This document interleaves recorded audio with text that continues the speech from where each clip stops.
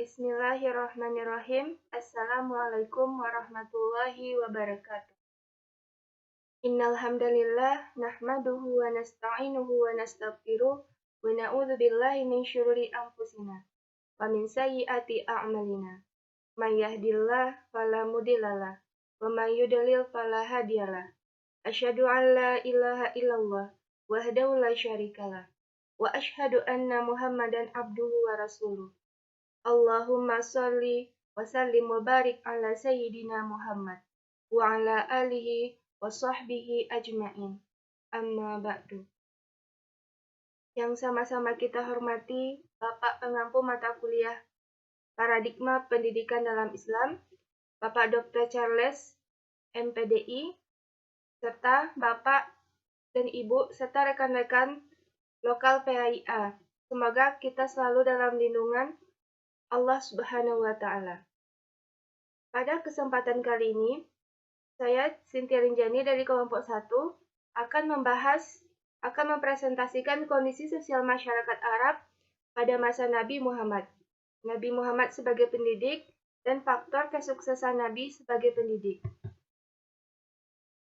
Jadi di sini kita akan membahas 3 poin. Dan kita masuk pada poin yang pertama, yaitu kondisi sosial masyarakat Arab pada masa Nabi. Rasulullah lahir dan dibesarkan di kota Mekah. Kondisi masyarakat Arab saat itu dikenal dengan bangsa yang nomaden dan mempunyai budaya fanatisme kesukuan yang tinggi, sehingga seringkali terjadi peperangan antar suku karena berbagai kepentingan di dalamnya. Karakteristik orang-orangnya kasar, keras, dan temperamental. Hal ini dipengaruhi oleh faktor alam dan letak geografis negaranya yang bertanah tandus, berpasir, berdebu, dan berbatu dengan ketersediaan air yang terbatas. Masyarakat Arab memperlakukan piramida sosial secara ketat. Perbudakan menjadi hal yang biasa berkembang pada kehidupan sosial saat itu. Seorang budak tidak akan memperoleh hak-haknya sebagai manusia. Kebiasaan masyarakat Arab yang menyesatkan dan jauh dari nilai moral adalah berbuat kerusakan seperti berjudi, minum khamar, berzina, berperang, dan membunuh anak-anak perempuan hidup-hidup karena dianggap sebagai aib dalam keluarga. Kemudian, dengan kedatangan Rasulullah SAW dalam waktu yang relatif singkat, Rasulullah telah berhasil membawa bangsa Arab dari masyarakat jahiliyah menjadi masyarakat yang berketuhanan, beradab di bawah naungan agama Islam. Kemudian kita masuk kepada poin yang B, Nabi SAW sebagai pendidik. Rasulullah merupakan diutus oleh Allah sebagai pendidik khususnya bagi umat Islam dan juga untuk sekalian alam. Keberadaan Nabi sebagai pendidik ini sudah dipersiapkan dan sudah dirancang oleh Allah Subhanahu wa Ta'ala. Seperti yang terdapat dalam Al-Quran surat Al-Jumu'ah ayat 2. Dan juga terdapat dalam beberapa hadis. Di dalam makalah ada pemakalah buat 3 hadis. Ada hadis riwayat Muslim dan hadis riwayat Ibnu Majah. Yang pertama yaitu hadis riwayat Muslim yang berbunyi, An Jabir ibni Abdillah qala Rasulullah sallallahu alaihi wasallam, innallaha lam yab'atsni mu'annitan wa lam muta'annitan walakin ba'atsani mu'alliman muyassira. Yang artinya, dari Jabir bin Abdillah telah berkata, Rasulullah sallallahu alaihi wasallam bersabda, sesungguhnya Allah yang Maha Tinggi tidak mengutusku untuk memaksa orang atau menjerumuskannya. Akan tetapi, Dia mengutusku sebagai seorang pengajar dan orang memudahkan urusan. Hadis riwayat Muslim. Kemudian juga ada hadis dari riwayat Ibnu Majah yang berbunyi, An Abdillah ibnu Amri wa qala, kharaja Rasulullah sallallahu alaihi wasallam Zata yaumin min ba'di hujarihi pada khalal masjid فإذا هو بحلقتين إحداهما يقرؤون القرآن ويدعون الله والأخرى يتعلمون ويعلمون فقال النبي صلى الله عليه وسلم كل على خير ولا يقرؤون القرآن ويدعون الله فإن شاء أعطاهم وإن شاء منعهم وهو لا يتعلمون وإنما بعثتم معلما فجلس معهم rawahu Ibnu Majah, yang artinya dari Abdullah bin Amru, ia berkata, pada suatu hari Rasulullah Shallallahu Alaihi Wasallam keluar dari salah satu kamar dan masuk ke dalam masjid. Lalu beliau menyumpahi 2 halaqah. Salah satunya sedang membaca Al-Quran dan berdoa kepada Allah, sedang yang lainnya melakukan proses belajar mengajar. Maka Nabi Shallallahu Alaihi Wasallam pun bersabda, masing-masing berada di atas kebaikan mereka membaca Al-Quran dan berdoa kepada Allah. Jika Allah menghendaki, maka akan memberinya, dan jika tidak menghendakinya, maka tidak akan memberinya. Dan mereka sedang belajar sementara diutus sebagai pengajar. Lalu beliau duduk bersama mereka. Di sini diriwayatkan oleh Ibnu Majah. Kemudian juga ada hadis riwayat Muslim. Selanjutnya kita masuk kepada poin yang ketiga, yaitu faktor kesuksesan Nabi sebagai pendidik. Keberhasilan Nabi Shallallahu Alaihi Wasallam sebagai pendidik didahului oleh bekal kepribadian atau personality yang berkualitas unggul.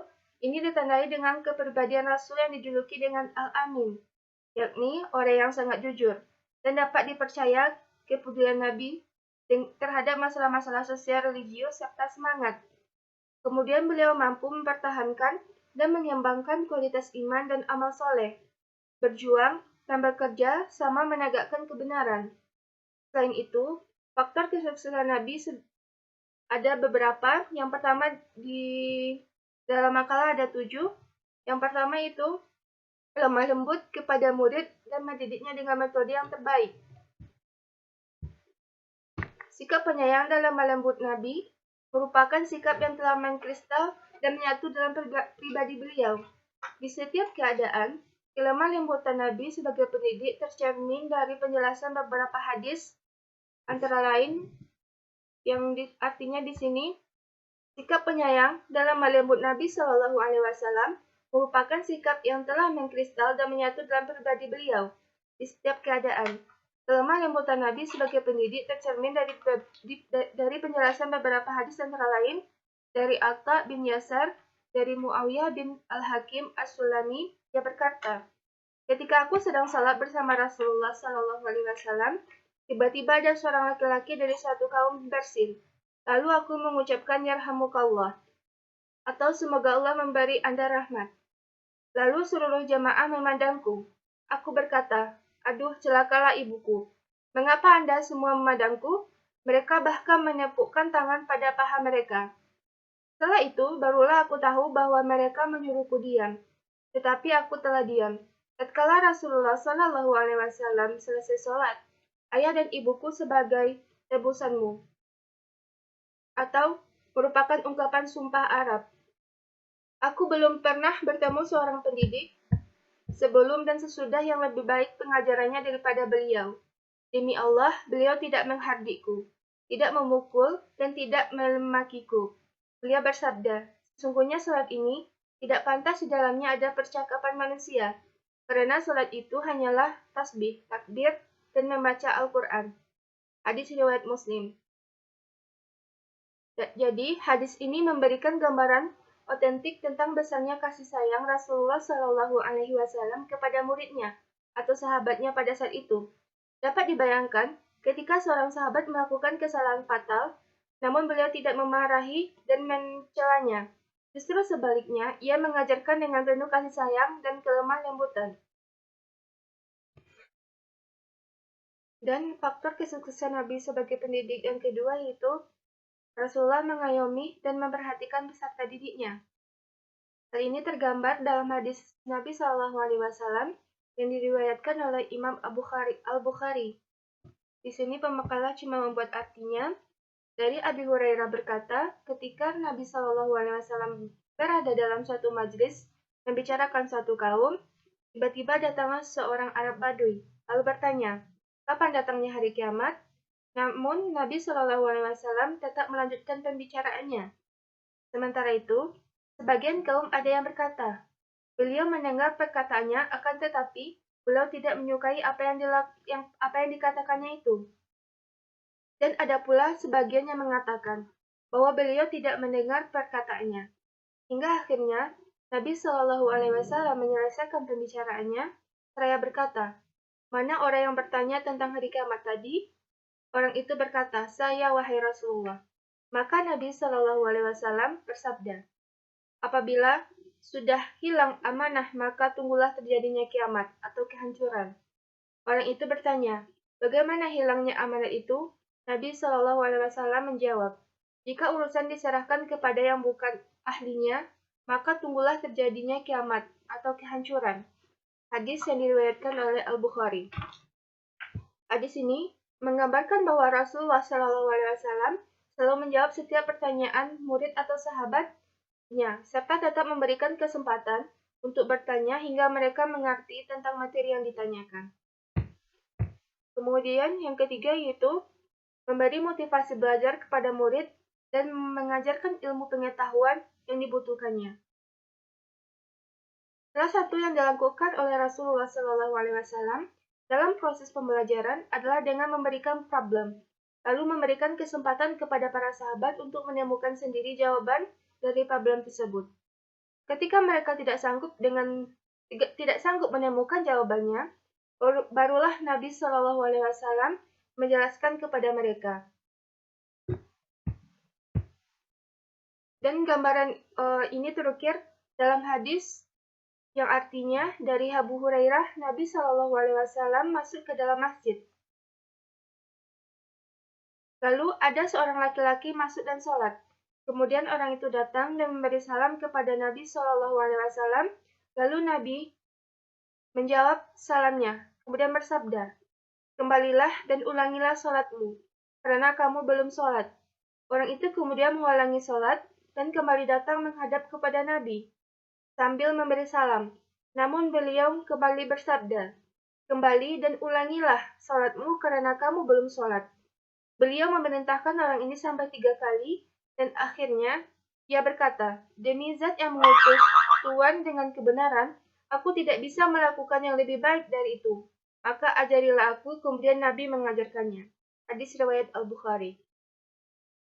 Kemudian yang keempat yaitu mengkorelasikan suatu peristiwa dalam proses pembelajaran.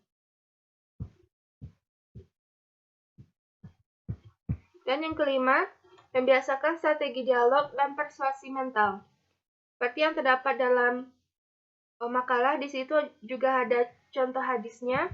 Kemudian yang keenam, tidak menyebut nama ketika mencela perbuatan seseorang. Secara psikologis, celaan memiliki dampak negatif pada diri orang yang dicela. Terlebih lagi jika celaan itu dilakukan di hadapan orang banyak.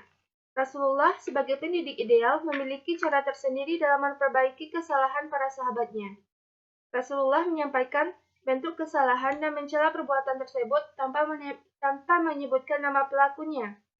Karena tujuan esensinya adalah untuk menjelaskan bentuk perbuatan yang keliru, sehingga seseorang tidak terperosok di dalamnya. Dan hal ini juga tergambar dalam hadis dari Abu Humaid Al-Sa'idi. Dia berkata, Rasulullah Shallallahu Alaihi Wasallam memperkerjakan seorang laki-laki dari suku Al-Asad bernama Ibnu Lutbiyah untuk mengumpulkan harta sedekah atau zakat. Ketika menyetorkan zakat yang dipungutnya, dia berkata, zakat ini kuserahkan kepadamu, dan ini pemberian orang kepadaku. Abu Humaid berkata, Rasulullah lalu berpidato di atas mimbar. Setelah beliau memuji dan menyanjung Allah, beliau sampaikan, ada seorang petugas yang aku tugaskan memungut zakat. Dia berkata, zakat ini kuberikan atau setorkan kepadamu, dan ini pemberian orang kepadaku. Maka dia tidak duduk saja di rumah itu, ibu bapaknya menunggu orang mengantarkan hadiah kepadanya. Demi Allah, jiwa Muhammad berada di tangannya. Tidak ada seorang pun di antara kalian yang menggelapkan zakat ketika ia ditugaskan untuk memungutnya, melainkan pada hari kiamat kelak, dia akan memikul unta yang digelapkannya untuk melengah di lehernya, atau sapi yang melenguh, atau kambing yang mengembek-ngembek. Kemudian beliau mengangkat kedua tangannya sehingga kami melihat putih kedua ketiaknya. Kemudian beliau bersabda, "Ya Allah, telah aku sampaikan," beliau mengatakannya 2 kali. Hadis riwayat Muslim. Kemudian yang ketujuh yaitu memberikan motivasi dan apresiasi kepada peserta didik yang berprestasi. Pada dasarnya, tabiat manusia itu suka dengan pujian. Oleh karena itu, Nabi SAW sebagai seorang pendidik yang ideal senantiasa memberikan dan memperhatikan dan memberi apresiasi secara proporsional kepada siapapun yang layak untuk mendapatkannya. Gambaran ini juga dapat kita temukan dalam hadis riwayat yang diriwayatkan oleh sahabat Abu Hurairah. Menceritakan kepada kami, Abdul Aziz ibnu Abdullah, ia berkata, menceritakan kepadaku Sulaiman dari Amr ibnu Amr, dari Sa'id ibnu Abi Sa'id al-Makburi, dari Abu Hurairah bahwasanya ia berkata, ketika ia bertanya, "Ya Rasulullah, siapakah yang paling bahagia mendapatkan syafaatmu pada hari kiamat?" Rasulullah SAW bersabda, "Saya sudah menyangka, wahai Abu Hurairah, bahwa tidak ada yang bertanya tentang hadis ini seorang pun yang mendahuluimu, karena saya melihat semangatmu untuk hadis. Orang yang paling bahagia dengan syafaatku pada hari kiamat adalah orang yang mengucapkan La ilaha illallah dengan ikhlas dari hatinya atau dari dirinya." Hadis yang diriwayatkan oleh Bukhari. Dalam hadis ini, Rasulullah SAW memuji Abu Hurairah atas semangatnya untuk hadis dan memberi hadiah berupa jawaban atas pertanyaan kepada Rasulullah. Metode hadiah yang digunakan oleh beliau dalam hadis ini yaitu Rasulullah memberikan pujian kepada Abu Hurairah. Demikianlah presentasi pada kali ini. Kita sebagai seorang pendidik dan calon pendidik, supaya dapat meneladani faktor kesuksesan Nabi SAW sebagai seorang pendidik. Bagaimana beliau memberikan materi pembelajaran, memperlakukan peserta didik, dan juga menggunakan metode pendidikan. Jika ada kekurangan dan kesalahan, pemakalan mohon maaf. Akhirul kalam. Assalamualaikum warahmatullahi wabarakatuh.